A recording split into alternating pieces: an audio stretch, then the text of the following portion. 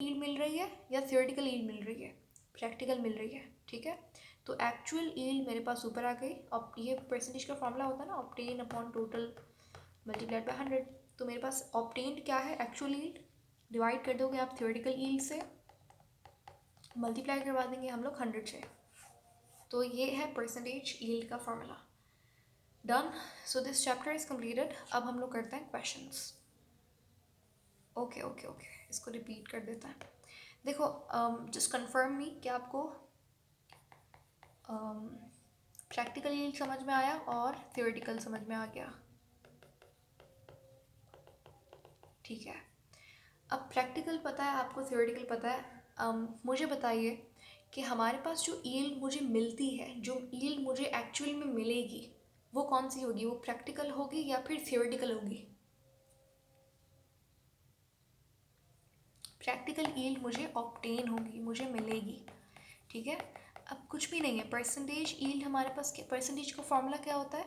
Obtained divided by total multiplied by 100। अगर मुझे percentage find करनी है, फॉर एग्जांपल टोटल नंबर जो है वो थे 1100, मेरे नंबर कितने आए? 1007 आए, ठीक है। टोटल इतने थे, मेरे 1007 आए। मुझे निकालनी है परसेंटेज, मेरी परसेंटेज कितनी आई? तो 1007 को डिवाइड कर देंगे 1100 से, मल्टीप्लाई करवा दूंगी 100 से, तकरीबन 91.5 समथिंग आएगा। तो ये मैं बोलूँगी ये मेरा परसेंटेज है।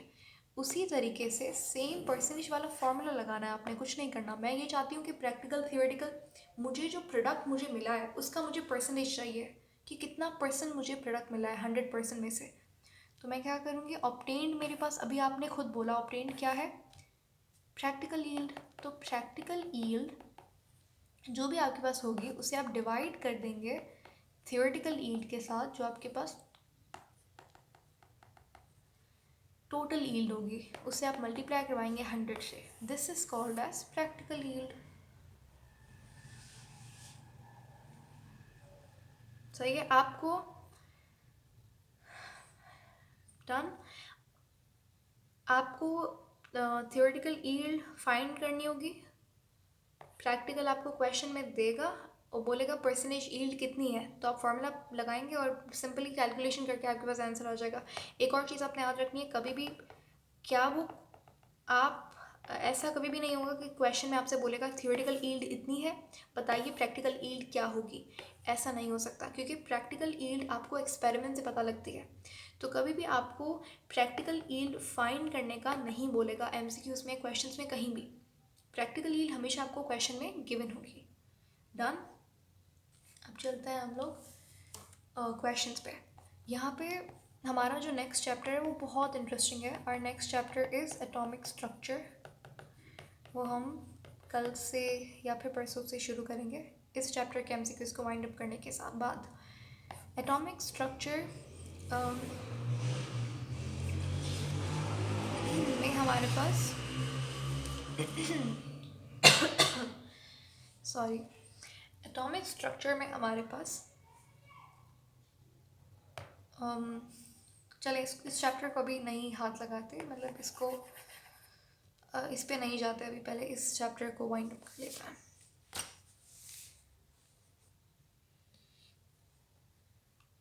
असल में मेरे पास आज क्वेश्चंस स्क्रीनशॉट नहीं हुए हुए या फिर उसकी पिक्चर्स नहीं है मेरे पास, तो क्वेश्चंस लिखने में टाइम लग जाएगा। तो इसीलिए मैं जस्ट आपको बहुत सिंपल क्वेश्चंस आज करवा रही हूँ, ठीक है। ये नम्स 29, बाकी जो कैलकुलेशन वाले क्वेश्चंस है वो हम कल करेंगे, क्योंकि I need to write questions. कल मैं पूरा वो पिक्चर लेकर आऊँगी, तो then you can do it. अच्छा, आपने पूछा है थियोरेटिकल यील्ड कैसे फाइंड करेंगे। थियोरेटिकल यील्ड का वही सेम, मैं बताती हूँ, थियोरेटिकल यील्ड का वही सेम फॉर्मूला है जो आप पहले स्टोइकियोमेट्री में लगाते थे ना, वही सेम आपने थियोरेटिकल यील्ड का लगाना है। मैं आपको समझाने के लिए, इस चीज़ को, यील्ड को और क्लियर करने के लिए एक एग्जाम्पल ले लेते हैं हम लोग। आपसे कहता है H2O की एग्जाम्पल ले लेता है। आपसे कहता है कि 2 मोल्स रिएक्ट कर रहे हैं 5 moles of oxygen, 2 mole of hydrogen react with 5 mole of oxygen. बताइए H2O के कितने मोल्स बनेंगे। अब यहाँ पे बेसिकली आप क्या बता रहे हैं, प्रोडक्ट बता रहे हैं, प्रोडक्ट को यील्ड कहते हैं। स्टोइकियोमेट्री की कैलकुलेशंस को इस्तेमाल करके आप बताएंगे यील्ड। तो ये जो यील्ड आप फाइंड करेंगे ये थ्योरेटिकल यील्ड होगी ना, इसे मैं थ्योरेटिकल यील्ड कह सकती हूँ। अब ये कैसे फाइंड करेंगे वो मैं बताती हूँ। वैसे वही सेम प्रोसेस है जो हम कल परसों से पढ़ते हुए आ रहे हैं, आपने स्टोइकियोमेट्री को यूज़ करना है। पहले तो मुझे बताओ ये यील्ड, ये जो H2 मैं यहाँ पे निकालूंगी, जो भी XYZ मोल्स निकलेंगे, क्या उसे मैं थ्योरेटिकल यील्ड कह सकती हूँ? वो थ्योरेटिकल यील्ड होगी या प्रैक्टिकल यील्ड होगी?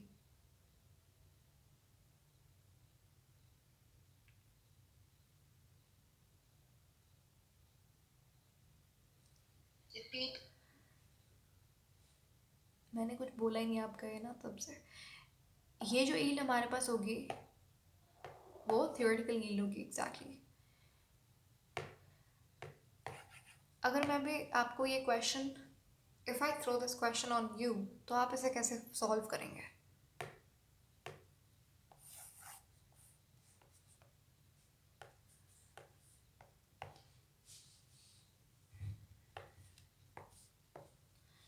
देखो यहाँ पे हमारे पास, मैंने आपसे कहा था स्टेप नंबर 1 क्या होता है, according to question. According to question आपने मोल्स का इस्तेमाल करना है, क्योंकि उसने क्या पूछा है कि इतने मोल हाइड्रोजन के हैं, इतने ऑक्सीजन के, बताओ H2O कितने मोल्स बनेंगे इसके।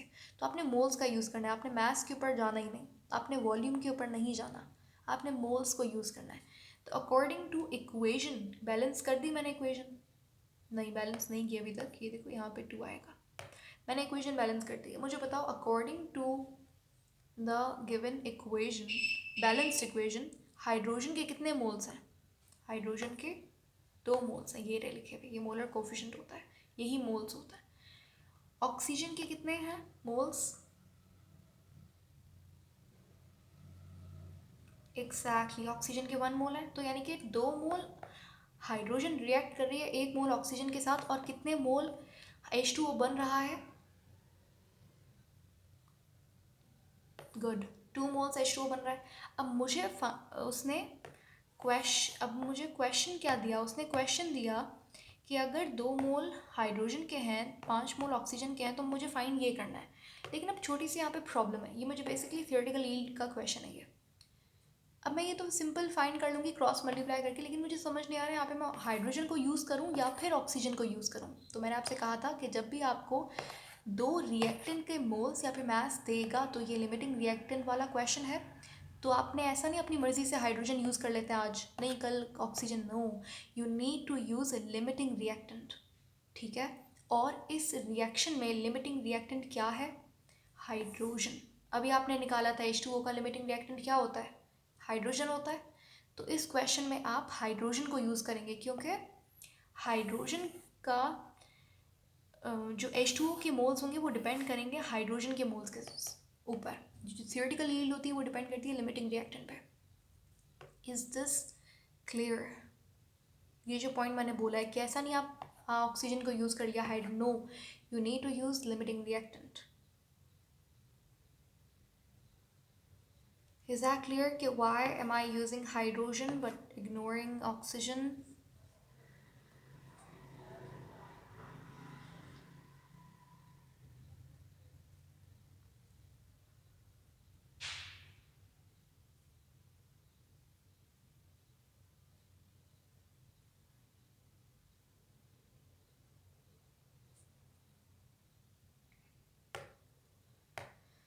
ठीक है, तो यहाँ पे हमने हाइड्रोजन को यूज़ करना है, H2O मुझे फाइंड करना है।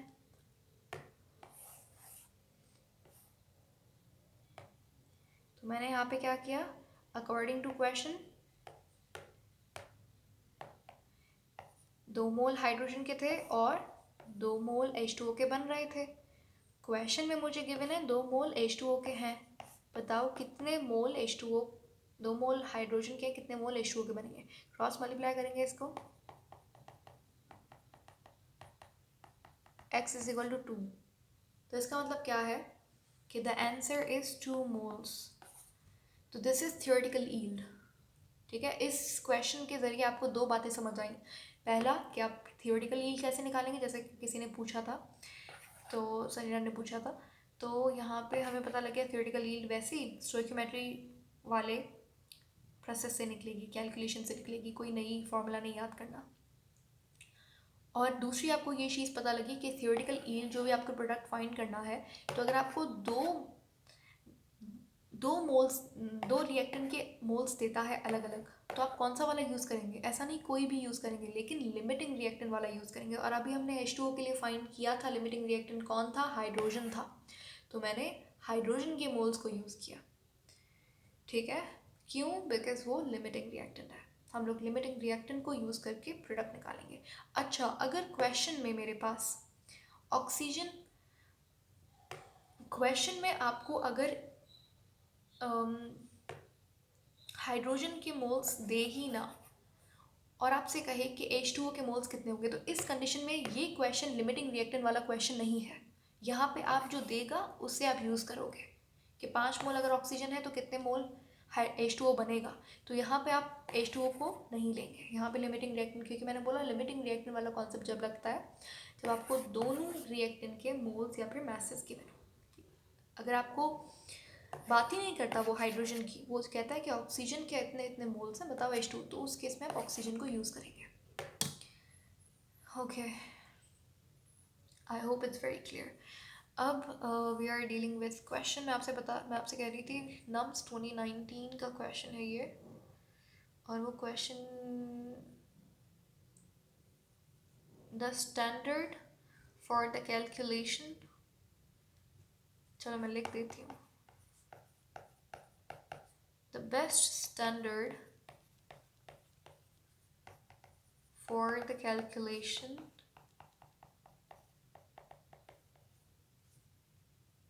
of relative atomic mass 2019 में आया हुआ नम्स में सवाल है, the best standard for the calculation of relative atomic mass को कैलकुलेट करने के लिए आप बेस्ट स्टैंडर्ड, आपके पास कौन सा एटम एलिमेंट होता है, कौन सा एलिमेंट होता है और उसका कौन सा आइसोटोप होता है? Exactly carbon 12।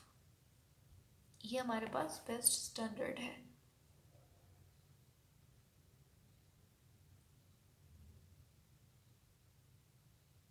अच्छा, थोड़ा टाइम लगेगा, लेकिन आई थिंक मैं लिख लेती हूँ जितने क्वेश्चंस हो सकते हैं।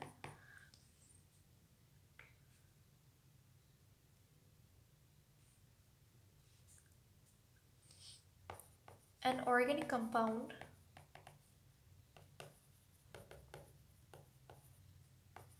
has, चलो ये एम्पेरिकल फार्मूला वाला क्वेश्चन है।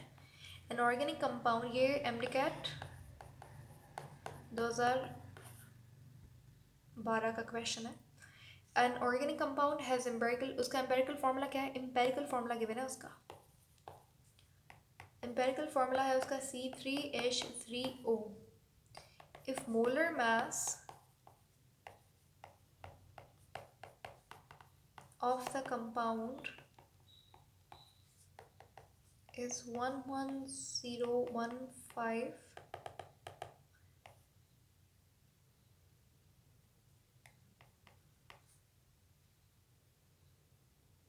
तो बताइए इसका मॉलिक्यूलर फार्मूला क्या होगा?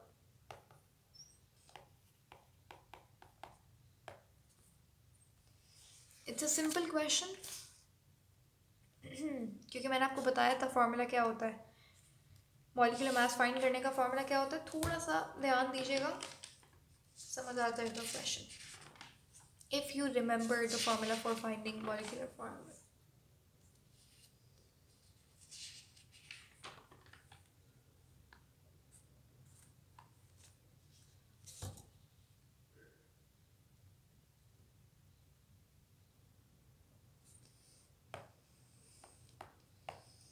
Okay, let's solve this question. उसमें कह रहा है कि ऑर्गेनिक कंपाउंड है, उसका एम्पेरिकल फार्मूला ये है C3H3O। आपने इसका मास भी गिवन है, मोलर मास, जो कि 11015 है। मॉलिक्यूलर फार्मूला आपने फाइंड करना है। मॉलिक्यूलर फार्मूला का जो फार्मूला होता है फाइंड करने का, वो होता है number of moles multiplied by empirical formula. आपको उसने गिवन क्या दिया है, एम्पेरिकल फार्मूला।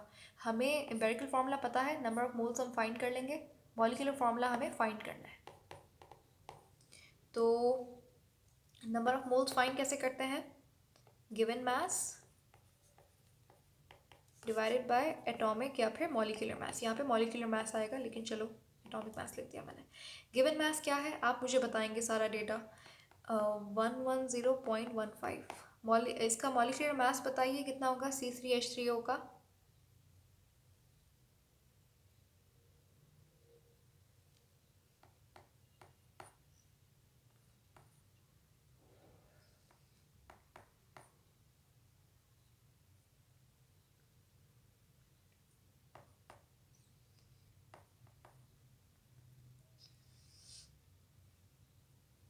C3H3O का मॉलिक्यूलर मोलर फॉर्म मास क्या होगा, इसका मास निकाल सकते हो आप ऐसे ही।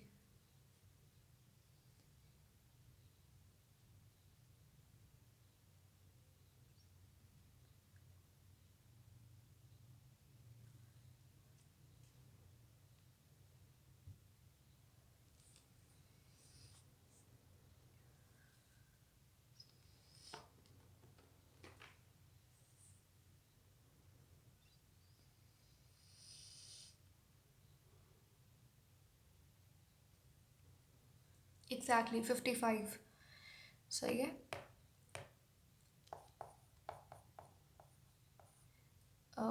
कार्बन 12 × 3 + 3 + 16 क्या होगा 55। ठीक है, इसको देख लीजिएगा 55 ही है, आप खुद से भी कंफर्म कर लो कैलकुलेट करके। अब आप यहाँ पे नंबर ऑफ मोल्स फाइंड करें, इसको डिवाइड करें, क्या आंसर आएगा।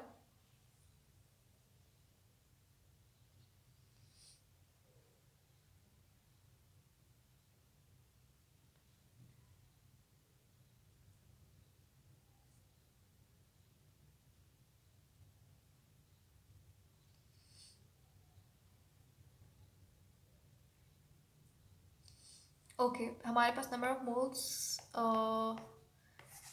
दूसरे इसको कंफर्म कर सकते हैं। नंबर ऑफ मोल्स हमारे पास कितने हैं 2.099।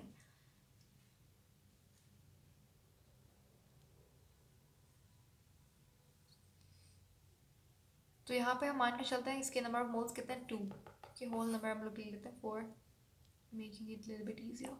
सो C3H3O को हम यहाँ पे मल्टीप्लाई करवा दें, जो ये हमारा एम्पेरिकल फार्मूला है, नंबर ऑफ मोल्स से मल्टीप्लाई करवा दें तो क्या हो जाएगा 3 2 6, C6 हो गया, 3 2 6 तो ये हो गया 6O2। ये हमारे पास क्या है मॉलिक्यूलर फार्मूला इस कंपाउंड का। ये हमने क्या 2012 का क्वेश्चन था। ओके मुझे बताइए इस क्वेश्चन क्लियर।